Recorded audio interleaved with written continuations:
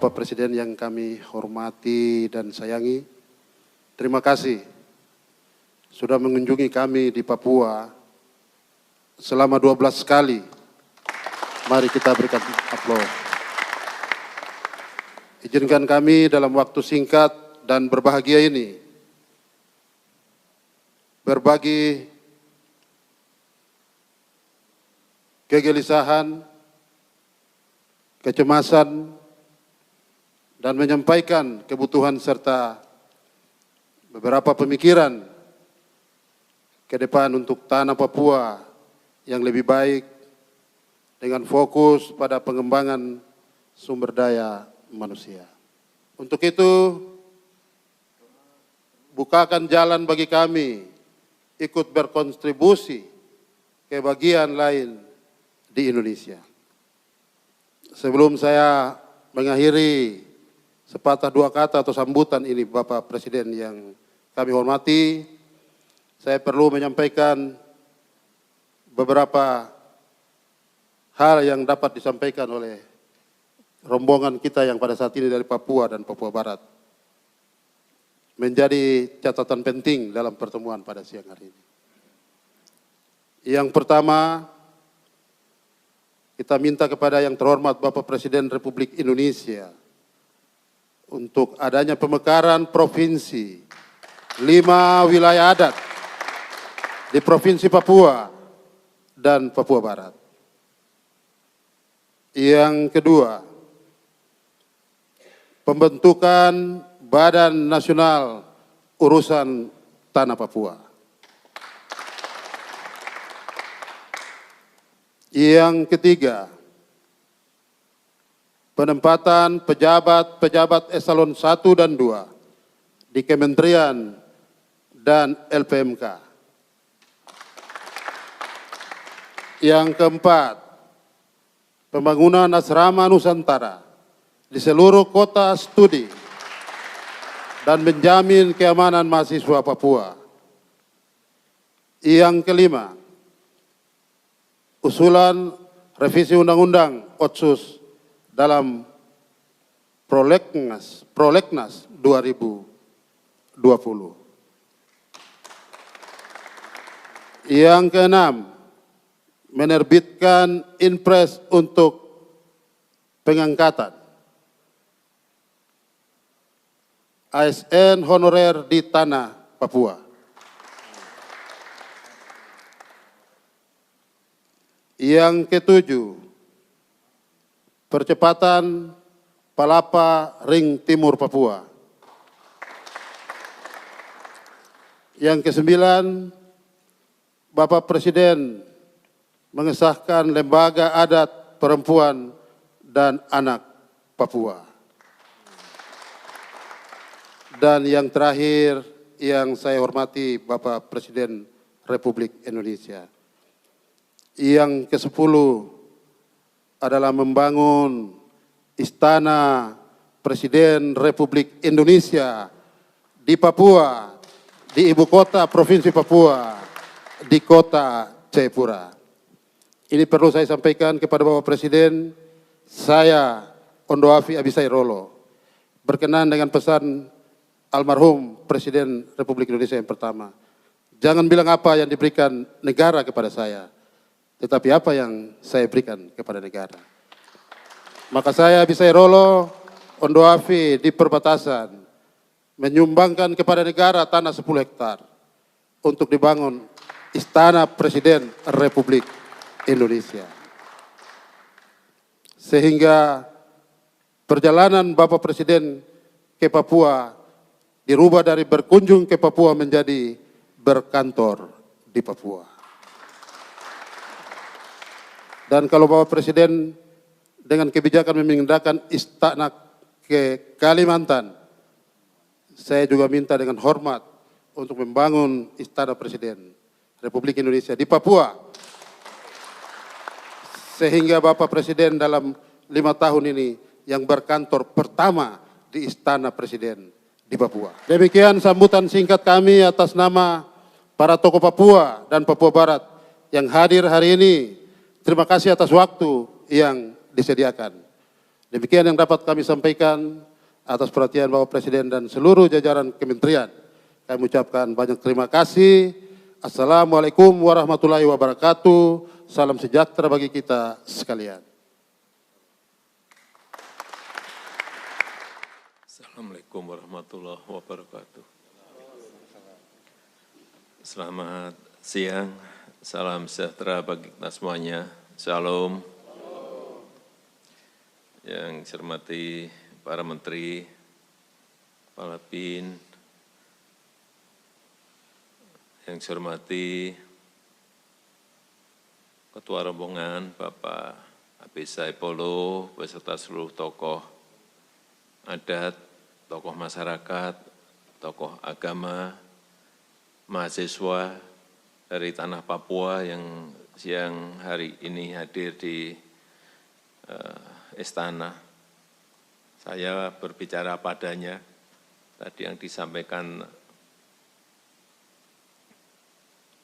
terakhir oleh Pak Habis Saipolo tadi betul-betul sangat menyentuh hati saya kira menyentuh hati kita semuanya. Juga perlu saya ulang-ulang di mana-mana bahwa negara kita ini negara besar, betul-betul negara besar.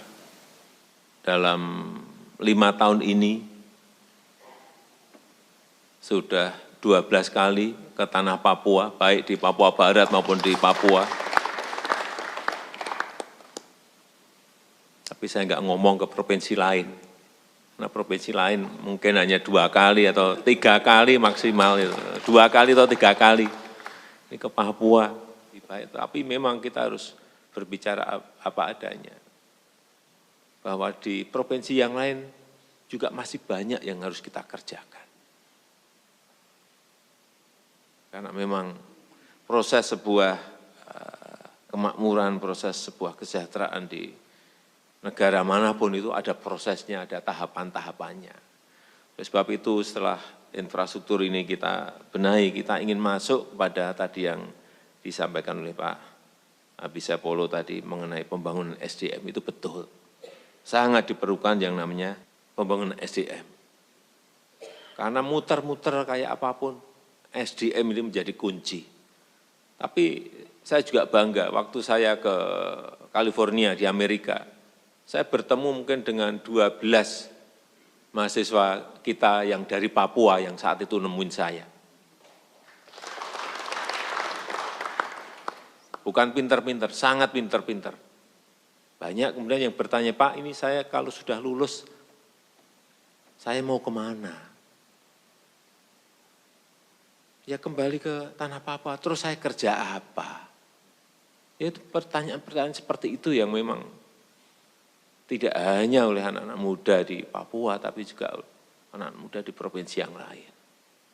Inilah saya kira pekerjaan besar kita. Tetapi saya siang hari ini,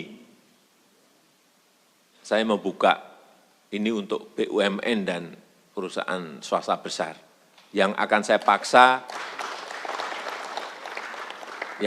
paksa, karena kalau lewat prosedur udah nanti kelamaan lah udah. Jadi kewenangan saya gunakan. Untuk bisa menerima yang baru lulus mahasiswa dari tanah Papua. Sementara saya siang hari ini saya menyampaikan, siang hari ini 1.000 dulu lah, 1.000. Nanti juga akan saya atur lagi masalah PNS tadi, supaya juga ada penempatan di provinsi-provinsi yang lain. Termasuk mulai kita atur di eselon 1, eselon 2 dan eselon 3 akan kita atur. Yang kedua mengenai yang berkaitan dengan pemekaran. Ya jangan banyak-banyak dulu. Tadi Bapak menyampaikan tambahnya berapa tadi? 5 ini total atau tambahan? Ya, saya iya, tetapi mungkin sementara tidak 5 dulu.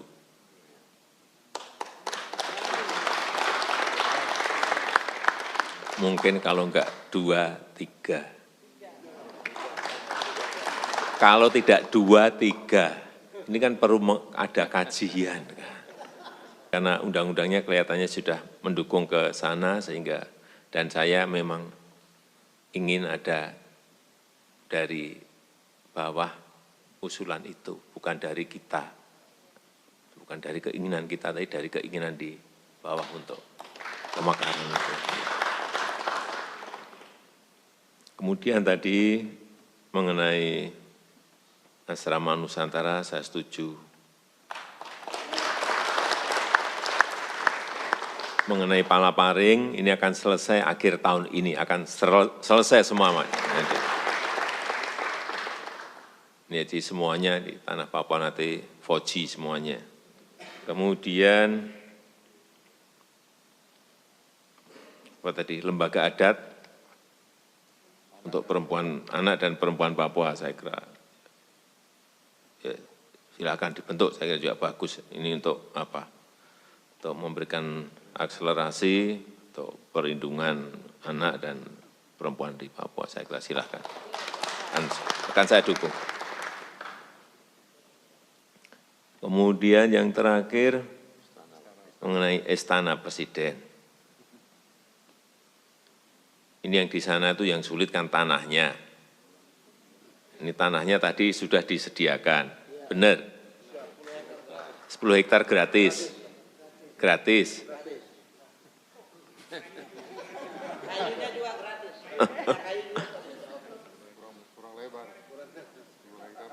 10 hektar, benar. Sudah ada. Oh, punya Pak Bisa Polo. Oke.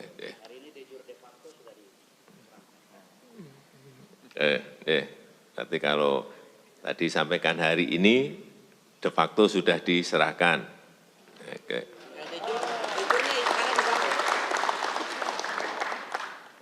Dan tadi mengenai apa? Badan Nasional untuk urusan Papua ini. Kan kita coba jajaki apakah memungkinkan atau tidak. Nanti akan saya jawab setelah lewat kajian-kajian. Ya. Saya kira usulan-usulan tadi sangat sekali, sangat bagus sekali, dan akan segera kita lakukan kajian. Mungkin itu sedikit yang bisa saya sampaikan pada kesempatan yang baik ini. Sekali lagi saya sangat menghargai pertemuan pada siang hari ini. Dan saya ini masih mengatur waktu untuk bisa segera ke Papua lagi, tapi juga belum mungkin kalau saya akan berusaha bulan ini untuk ke sana lagi, tapi kalau meleset ya di Oktober lah. Paling, karena saya ingin meresmikan jembatan Holtekam secepatnya. Dan juga jalan-jalan Trans Papua yang sudah diselesaikan oleh Kementerian PU saya akan cek dan juga segera kita resmikan untuk segera bisa digunakan. Saya rasa itu yang bisa saya sampaikan pada kesempatan yang baik ini. Sekali lagi saya mengucapkan terima kasih atas kehadiran Bapak Ibu sekalian, Pak Ketua dan seluruh Ketua dan pimpinan adat, tokoh masyarakat, tokoh agama yang hadir, para mahasiswa. Saya tutup, terima kasih. Assalamualaikum warahmatullahi wabarakatuh. Shalom. Ya, jadi hari ini kita diundang untuk berjumpa dengan Bapak Presiden berkaitan dengan situasi yang terjadi beberapa saat yang lalu antara yang terjadi di Surabaya tetapi imbasnya sampai di Papua dan Papua Barat. Kita semua sudah lihat dan itulah kita diundang ke sini adalah kita dari tokoh adat, tokoh agama, dari tokoh pemuda perempuan dari Papua dan Papua Barat untuk berjumpa dengan Bapak Presiden, yaitu dengan membawa visi misi kita adalah Papua adalah bagian dari NKRI, harga mati untuk NKRI. Ya, harapan kita adalah beberapa hal yang tadi kita sudah sampaikan kepada Bapak Presiden dan puji Tuhan dan terima kasih yang sebesar-besarnya kepada Bapak Presiden. Semua apa yang kami sampaikan Bapak Presiden telah menjawab dengan baik untuk dapat dilaksanakan. Salah satunya adalah kita minta saya sebagai Ondoafi akan menyumbangkan tanah 10 hektar gratis kepada negara untuk dibangun kantor atau istana Presiden Republik Indonesia di Papua, yaitu di kota Jayapura. Sehingga Pak Presiden dalam perjalanan ke Papua yang tadinya selalu disebut dengan berkunjung akan dirubah dengan berkantor di Papua. Sehingga persoalan Papua itu akan lebih gampang diselesaikan dengan baik karena Papua adalah bagian dari negara kesatuan Republik Indonesia. Kondisi terkini di Papua kondusif, aman, semua masyarakat kembali telah melakukan seluruh kegiatannya dengan baik. Yang terakhir saya sampaikan kepada kita semua di tanah Papua dan kota Jayapura bahwa hanya ada satu bendera di negara kesatuan Republik Indonesia, yaitu bendera merah putih. Tidak ada bendera yang lain. Maka saya sampaikan kepada kita yang berada di tanah Papua dan khusus kota Jayapura untuk mengibarkan sangsaka merah putih dari laut yang putih-putih sampai kepada gunung yang biru-biru.